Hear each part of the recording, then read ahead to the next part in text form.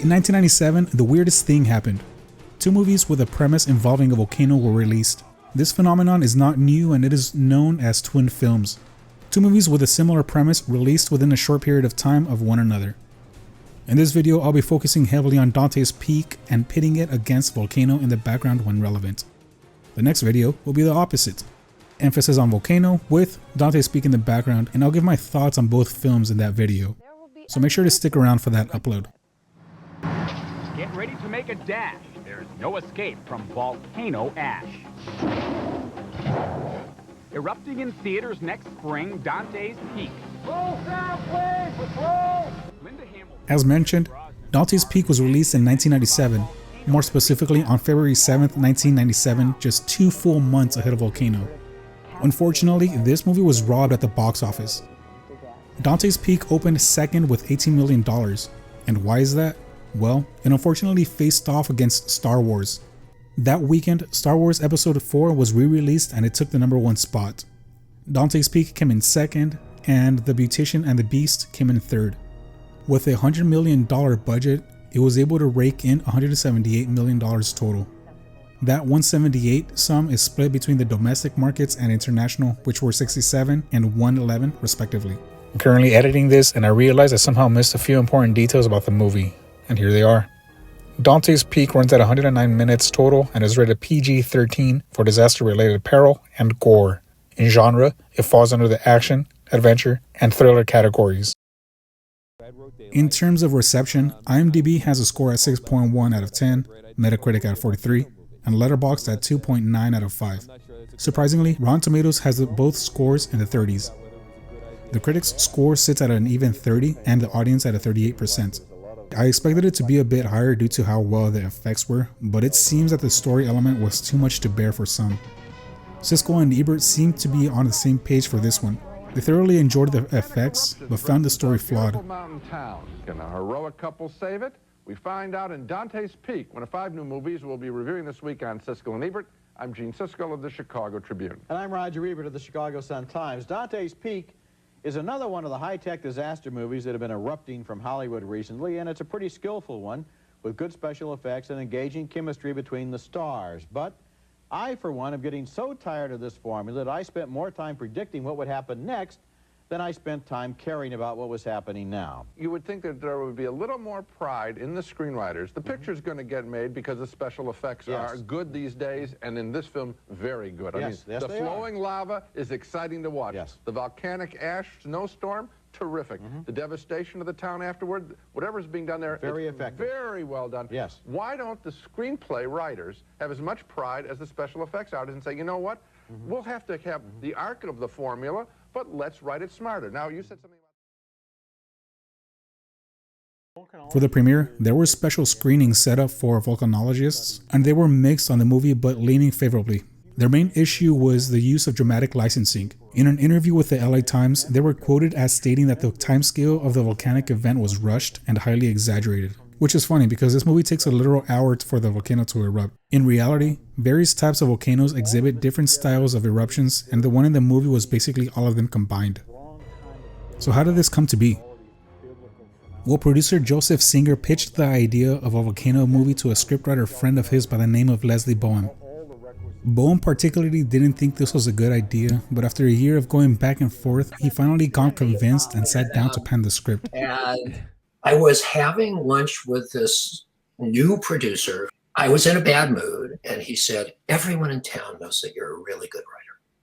Everybody talks about what a good writer you are. And by the way, if you ever hear the writing's really good, can we just be friends? You know, it's just oh no, it's over. It's like, it's not me. It's not you. It's me.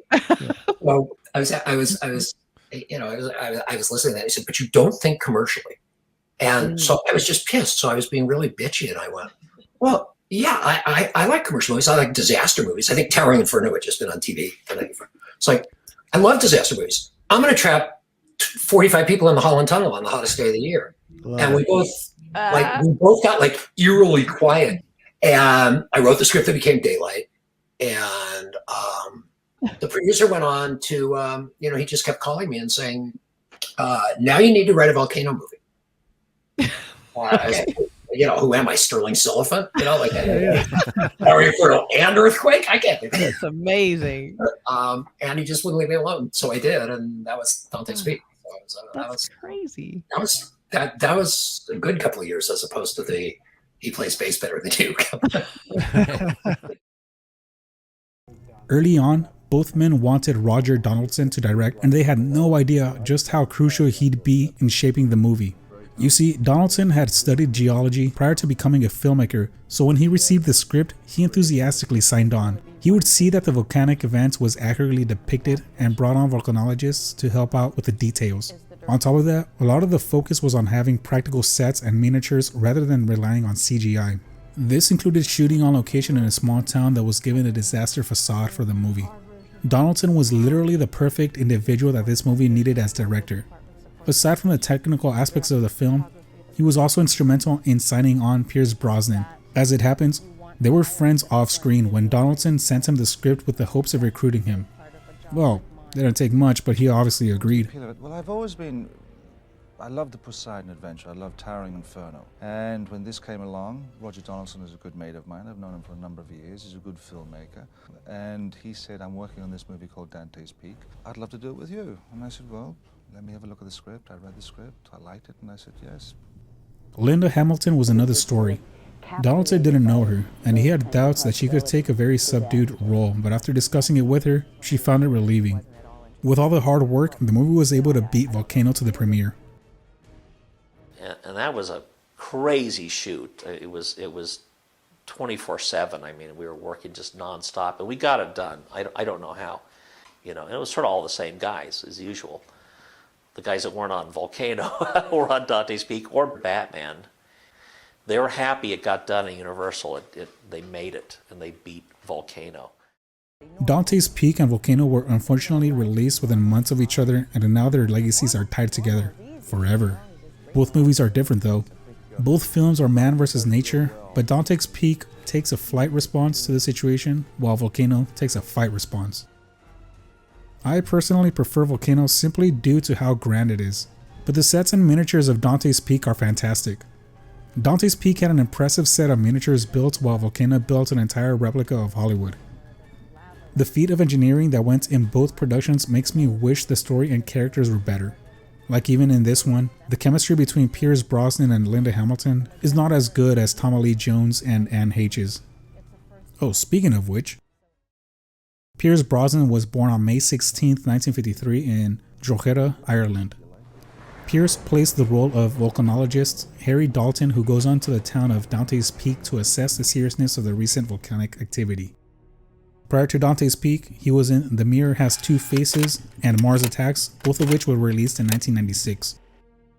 Afterwards, he was in Robinson Crusoe and Tomorrow Never Dies, both of which were released in 1997. Linda Hamilton was born on September 26, 1956 in Salisbury, Maryland.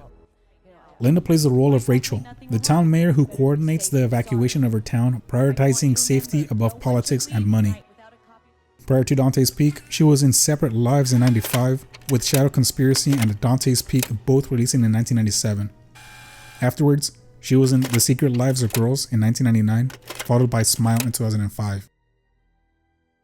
Director Roger Donaldson was born on November 15, 1945 in Ballarat, Australia. Dante's Peak was his and Brosnan's first collaboration together on screen, and they'd reunite again for 2014's The November Man. Prior to his 1997 film, he directed The Getaway in 1994 and Species in 1995. Afterwards, he directed 13 Days in 2000, followed by The Recruit in 2003. If you've seen any of the movies I mentioned in here, let me know. If not, browse around my channel for other movies I've already covered.